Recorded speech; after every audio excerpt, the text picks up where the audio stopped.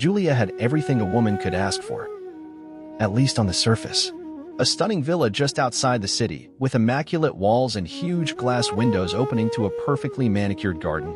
The interior had been designed by a top architect, each room a blend of elegance and quiet luxury. She wore the finest clothes, drove whichever car she fancied, traveled on a whim, and all of it was thanks to Thomas, her husband. Thomas was a brilliant businessman. He had built his company from nothing and now spent most of his time abroad. Tokyo, Dubai, San Francisco. Always between flights, always between calls. But Julia, she didn't want more jewelry. She didn't care about designer clothes. She craved arms wrapped around her, eyes that really saw her, laughter, warmth. Because behind the walls of that grand house, she was alone. Alone at breakfast, alone at dinner, alone when she woke up. And the older she got, the heavier that silence became. She tried to fill the emptiness, reading, cooking, volunteering.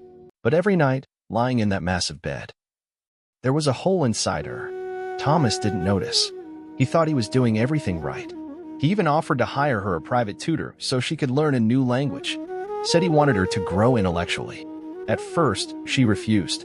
She didn't see the point. But after his insistence, she gave in. And that's how it started. The beginning of a story she never thought she'd be part of. At first, Julia dressed plainly. Jeans, oversized sweaters, hair tightly tied up. She didn't want to send the wrong signal. And he didn't either. Mark, the tutor, was young, smart, well-mannered. He kept his distance, always polite, often looking away when she spoke. But week after week, the silences grew longer. The glances lingered. The compliments got softer, more personal. And Julia started looking forward to the sound of the gate opening. One day, she wore a soft dress. The next, she let her hair down. The next, she laughed a little louder at his jokes. She told herself it meant nothing. But deep down, she knew she was playing with fire. One stormy evening, the power went out mid-lesson. Thunder outside, darkness inside. Julia lit a few candles. Mark was ready to leave, but she stopped him with a smile. "You're really going to run out into the rain?" She was wearing nothing but a long robe. They started talking about art, then music, then not about lessons at all. When her fingers brushed against his while handing him a glass, he gave in. It was intense, silent, almost surreal, and it was just the beginning of a long, burning affair. Right in the house, paid for by another man. What was supposed to be a one-time mistake became a routine, an addiction, a double life. Every Monday, every Thursday, Mark walked through the gate, and Julia waited for him, sometimes in flowing dresses, sometimes in tight shorts. She wasn't hiding anymore. She had crossed the line, and now she was living for those stolen hours. The lessons barely mattered. There was always an excuse. A word to revise, a rule to explain. But soon enough, desire took over. Sometimes in the study, often on the living room couch. Once, even under the stairs when the gardener showed up unexpectedly.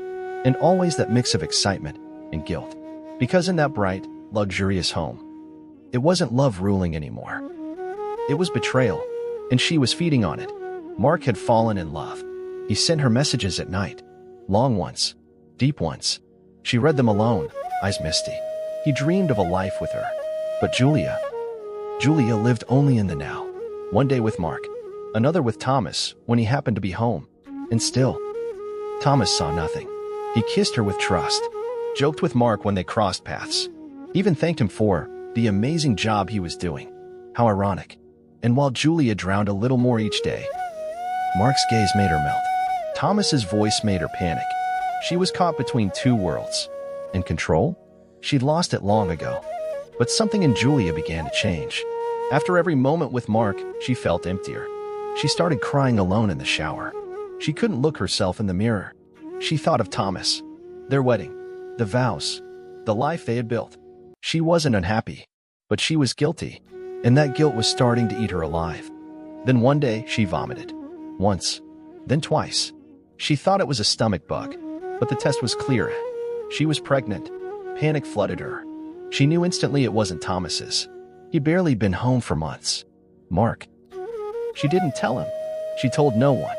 She carried that truth alone. And one morning, still trembling, she ended the affair. She made up excuses. It's too dangerous. It doesn't make sense. It's over. Mark was confused. He pushed, but she stood firm.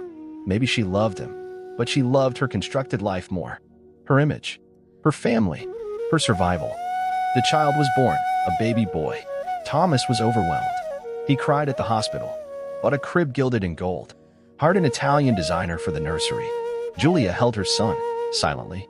He had Mark's eyes, Mark's skin tone, Mark's mouth, but she said nothing. She played her role, smiling, thanking, pretending. And every daddy the boy would shout at Thomas tore her heart a little more. Time passed. The little boy grew up in a golden world. He lacked nothing. Toys, clothes, trips, anything he wanted, he had. Thomas adored him, read him bedtime stories when he was home, took photos with him at the park, called him my little champion. And Julia, she watched in silence, with a growing knot in her stomach. Each year that passed, the boy's features sharpened, and with them, the truth grew louder. He looked like Mark. The same eyes, the same little frown when he was annoyed, the same dimples when he smiled. It was undeniable and terrifying. And yet, no one noticed. Not Thomas, not the family, not the friends. Everyone saw this child as a miracle, a sign of love, a bridge between Thomas and Julia. But she couldn't sleep. She had nightmares. She feared every doctor's visit, every offhand comment, every birthday where the resemblance became harder to ignore. She thought of running, of confessing, of vanishing, but she stayed. For her son, for the fragile life she had built on a lie. And Mark? She never saw him again. He left town soon after the birth. No letter, no goodbye. She thought the story was over, but it lived with her, in the voice that called her mom, in the smile that wasn't Thomas's. One afternoon, while walking home from school, the boy was hit by a car. He was rushed to the hospital, light coma, broken bones, but he survived. At the hospital, doctors asked for a blood transfusion. They ran standard tests. Just routine, they said. But what they found changed everything. Julia was alone in the waiting room when Thomas stormed in, holding a file in his shaking hand. "He's not mine," he shouted. She opened her mouth, but he slammed the door, said nothing else. He returned to the hospital, had the boy transferred to a private clinic. He never returned home. The divorce was quick, cold, brutal. Thomas got custody. He didn't tell the boy, not yet, but he cut Julia off. No money, no contact, no sympathy. She moved into a small apartment, tried to start over, worked a part-time job. She saw Mark once, from a distance, but she didn't have the strength to speak.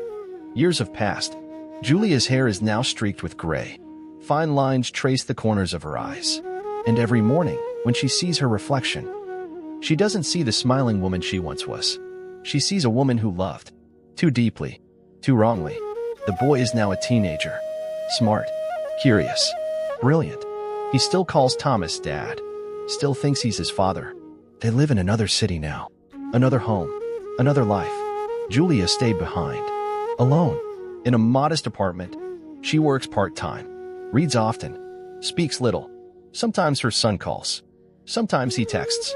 He tells her he's doing well, that he loves her, and she replies, smiling, but crying inside, because she knows everything he believes is built on a lie, and she doesn't know how much longer she can carry it. She thinks about Mark, that first night, the robe, the glance, the electricity, and she wonders, what if she had said no? What if she had resisted? Would she have lost everything anyway? Would she be happier? Would she have saved her family? But the past cannot be rewritten, only endured. In Julia, she endures, day by day, with a heart that beats too loudly at every memory. And that boy, that beautiful boy she loves more than anything, he still doesn't know. Not yet.